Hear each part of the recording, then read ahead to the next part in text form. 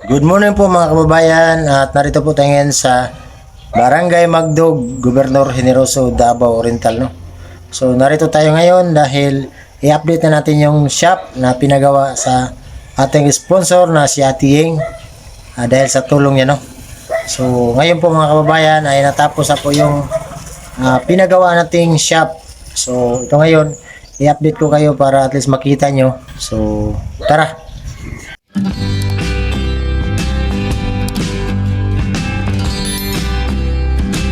Mga kababayan, at natapos na talaga yung ating pinagawang shop.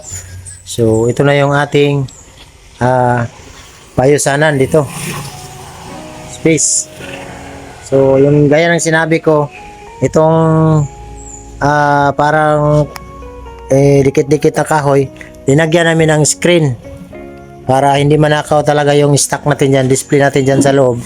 Kasi kung ito lang, ganito lang na kahoy, so delikado, baka may magkuha ng kahoy at anuhin ba.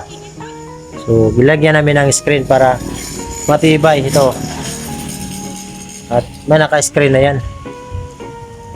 At itong screen mapakatibay ito kasi malalaki po ito mga kababayan, at hindi ito basta-basta matanggal kasi parang tawag nito, parang stainless. Ayan, no? Napakagalan titingnan. Ayan ang loob. Tinurahan ko ng gray para maganda tingnan ba. Ayan.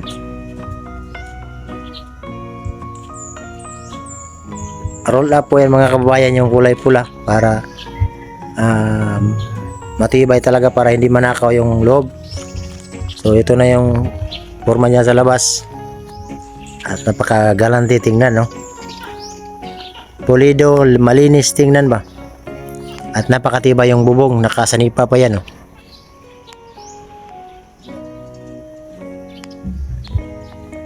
Ito yung labas niya. At extension pa namin dito. Soon na. Masusunod na lang. Kasi pag may magpaayos, kailangan ma-extensionan to para may mga matambayan sa magpaayos dito sa ating pinagawang shop. So balik tayo dito sa loob. So ito po mga kababayan, at lagyan ng kuryente yan dyan sa taas. So ito yung mga estante natin, no? At ito yung pirtahan nya, touchscreen, tulak mo lang yan. Dito sa loob, ito mga bakal po ito mga kababayan, no? Yan para matibay talaga ba. Yan, plus screw. Ito na yung labas. Yan. Kahapon lang ito natapos kasi pumunta ko kahapon doon sa kuwan, tawag nito, nagawa ko ng compressor. So mamaya ihatid natin yung compressor dito. Kunin ko muna doon sa bahay ng kuya ko, doon ko kasi linagay. Ito yung labas niya, highway. At napakatibay po ito mga kababayan dahil ginastusan talaga to.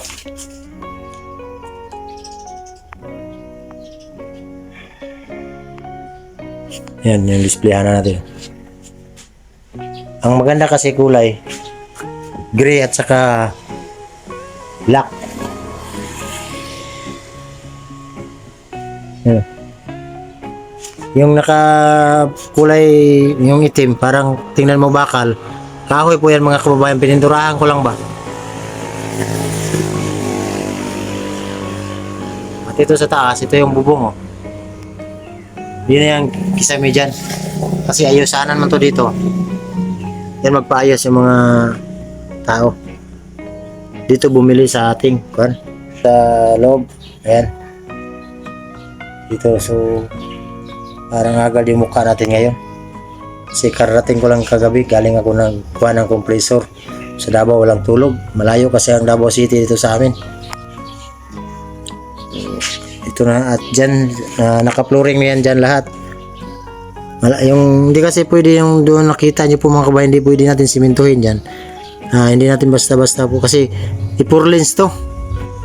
Diyan na park. I-4 lanes to kasi diyan yung nagsukat na yung mga kalsada. So itong nasimento namin, diyan hanggang diyan yung 4 lanes. Diyan sa pan. Mamaya ipakita ko sa inyo para kung saan yung 4 lanes. Sayang yung simento. So ginawa namin ay ano na lang. Napakaganda tingnan mga kababayan, no? Napakagalante tingnan ba? Maraming nagtanong para daw ano to, coffee shop. Sabi ko hindi yan coffee shop, motor shop. Kasi ano daw, malinis tingnan ba, maganda. Daming sasakyan dumadaan, no? Pilit talaga ng highway to, kaya maganda talaga to pag tawag ito pag ma-displayhan na. I-vlog pa rin natin to kung ano yung mga ganap na mga tao dito ba, para at least makita nyo yung nagpaayos. Susunod abangan nyo sa aking YouTube channel kasi pag pumunta ako dito time ma-vlog ko to. Halimbawa galing ako mag-vlog, siyempre pumunta ako dito, dumaan ako, at least ma-vlog ko nito dito kahit pa paano ba na makatulong sa akin. Aking tulong talaga to sa akin, sa personal ko, no? Kasi ulo tumutulong tayo pero sa likod ng kamera ay kailangan din tayo ng tulong kasi may mga anak ako, may pamilya din ako. So salamat talaga na sa ating sponsor na nakakita sa akin, nakatulong sa akin na si Ating. Salamat talaga Ate dahil itong pinagawa mong shop, pati yung mga staff nito, ito yung nagbili. So ito lang yung naiwan ko sa iyo mensahe. Ito talaga yung hindi ko kakalimutan na tulong para sa akin, kasi ito alagaan namin. Ito yung promise ko sa iyo na alagaan talaga namin to. Alagaan ko talaga to na siyempre dito ako kumikita sa shop. Alam ko na kumikita talaga to kasi yung makiniko namin maraming mga kilala. So may tendency na lumakas talaga tong shop na to. Hindi man ako sa nagmayabang pero i-pray natin sa Diyos na sana maraming mga taong pumupunta dito. Importante na mura lang. Mura lang yung ating mga stock dito, yung mga pisa ng motor kasi mahal kasing bit ko. Walang magbili dahil siyempre yung taga-probinsya hindi naman yung mga mayaman. Importante mabilis mabili. Yung mura lang. Kasi pag mahal, daanan ka lang ng customer. Kasi sabihin nila, wag dyan kasi mahal. So mura lang tayo, hindi lang tayo magpataas kasi bilang tulong din natin sa ating mga kababayan na magpaayos dito. At least makatulong din tayo, So salamat Ate na sa tulong mo. Dahil sa iyo ay matagal ko na kasi itong mga kababayang pangarap noon pa, mula nung sumama ko kanila Sir Paul. Ito talaga yung pangarap ko sa aking buhay ba na kahit mayroong maliit na shop, yung kumbaga magpaayos sa motor, kahit maliit lang ba, matagal ko na talaga itong pangarap. Binigyan talaga ako ng Diyos na binigay talaga sa akin. May taong ginamit, so natulungan ako. So salamat talaga Ting na sa iyong kabaitan, sa iyong blessing na na-share sa akin, So thank you dahil matagal ko itong pangarap sa noon pa, mula na ako nagsumama kanila Sir Paul, kasi ito talaga yung pangarap ko na may motor shop ako. So ngayon mayroon na talaga. Yung kartahan niya mga kababayan ay touchscreen, parang ganun lang ba. So maganda to tingnan. So balikan natin ito sa labas. Balik ito sa labas. Ito po mga kababayan, ipakita ko sa inyo yung 4 lanes. Ito na park. Ito ba? Yan, 4 lanes po yan dyan. Ayan, ito yung 4 lanes ng kwan. Ito PWH. So sinukat niya namin ito. Kasi kung puro simento, simentuhin mo to, sayang. So, ang ginawa namin hanggang lang dyan, nasukat na namin to. So, hindi hanggang shop. Yan. So, napakalinis tingnan. Ito yung motor ko. Kuan. Napakalaki. So, ayan mga kababayan. Yung harap. Nakasanipa na. Pinandurahan ko ng gray. Tawag ito. Choco brown. Maganda tingnan. Ito po mga kababayan. Pag susunod siguro, lagyan pa namin to ng dito din. Parang terrace niya ba? Para kung magpayos, dito mag-standby. Kasi pag dito, delikado sila. Baka masagip ng mga sasakyan. So, kailangan dito sila lagyan namin ng upuan para maganda tingnan. Ayan. Baka galante tingnan. Sinadya namin yung screen para hindi siya manakaw talaga. Kasi kung yung kahoy lang, delikado. Ayan o. Hindi mapasok yung kamay ng tao. Hindi mapasok. At ito hindi basta-basta matanggal kasi mga stainless po yan mga kababayan.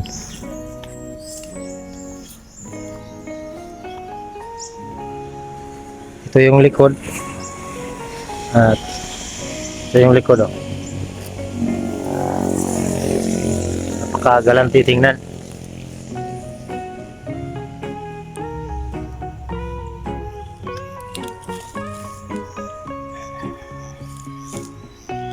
Mga kababayan, yung compressor na binili natin doon sa Davao.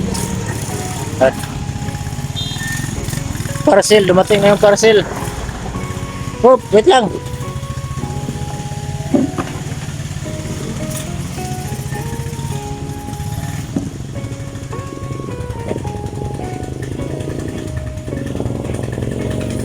So, yan mga kababayan, ito na yung compressor natin na panghangin natin sa mga motor, mga sasakyan. So, ito na. Ito yung binili ko doon sa Davao kahapon. Ito yung kinuha ko doon. Napakalayo yung Davao City. Kasi mahal po yan dito mga kababayan, napakamahal. So, ang bumili pa rin yan ay si Atiyeng pa rin. Napakabait talaga ng ating sponsor kasi siya po yung nagbayad niyan. At wala akong ambag dyan. Ang ambag ko lang yung pagkuha doon sa Davao. Kasi pag dito mahal. So, kailangan yan dito kasi maraming dumadaan ito ng mga sasakyan, motor. So, yun yung kailangan dito, compressor.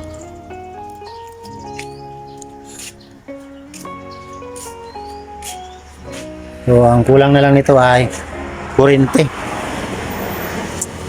So, ang kuryente nito mga kababayan, dahil malapit lang yung poste, ayan o, dyan kumuha. Kailangan maglagay ka din ng poste dito sa sarili niyang poste. Kasi bawal yung sa Dorico na magkabit-kabit lang. So marami pang dadaanan mo dito bago malagyan to ng kuryente. Pero i-process pa natin para maging legal ba. Hindi tayo magka-violation sa Dorico. Dumaan tayo sa saktong proseso. Yan, malapit yung poste dito. So ito kasi mga kababayan, kailangan ng kuryente kasi pag walang kuryente, hindi ito magamit. Ito, may mga saksakan na to. Ayan. Yung pagkalaking compressor to. Ito yung saksakan niya. Tapos, hose. Hose pa yung kulang nito. Ilagay dito yung hose. Ito.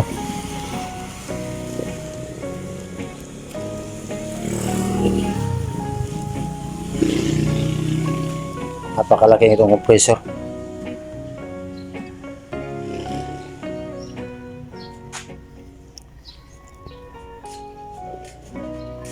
So ito cladding, napakaganda tingnan.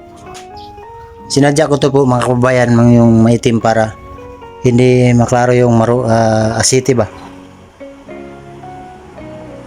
Kasi pag shop, kailangan talaga maitim. At ito naman yung kuha natin, displayan gray. Para makita yung mga display natin.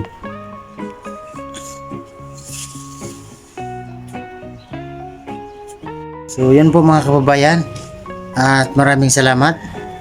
At siyempre maraming salamat sa ating sponsor na si Ate Ying. Maraming salamat ate sa pagpabot mo ng tulong sa amin, sa atin. Thank you po. Napakalaking tulong talaga mo to sa akin.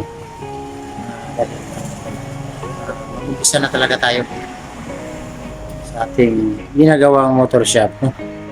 Thank you talaga dahil siguro mga sa susunod na week, ano ngayon? Wednesday. So Wednesday ngayon, baka Monday, next week Monday ay ribbon cutting na to, blessingan natin para magpasalamat, siyempre magpasalamat palagi tayo sa Diyos na ano yung mga biyayang dumarating sa atin. Number one, unahin natin siya, no, yung magpasalamat sa mga taong tumulong sa atin na ganito yung natulungan tayo, no. So blessingan to para makapag-umpisa tayo at yung mga stock at kunin ko na lang yun, no, para maabangan nyo kasi i-upload pa natin tong ano yung mga ganap namin dito sa ginagawang shop, no. So maraming salamat siyempre sa ating mga charity viewers na hindi nag-skip ng ads. Maraming salamat sa inyong lahat at sa mga bagong subscriber, siyempre sa ating mga lahat ng mga sponsor na tumutulong sa atin. Maraming salamat talaga sa inyong lahat dahil napakalaking tulong nyo sa aking pagcha-charity, no. So again, maraming salamat po mga kababayan at ako'y muna uwi na dahil napakainit pa dito ngayon. Tanghali kasi ito mga kababayan. Natid ko lang tong compressor para malakan ko sa Sunday o Sabado. Lagyan na namin ito ng mga stock para Monday blessing na, no. So kailangan natin ito blessingan. Nandito lahat na yung mga stock natin, ano. So maraming salamat po mga kababayan at dito ko na lang muna tatapusin ang vlog na to at God bless you. Bye bye po.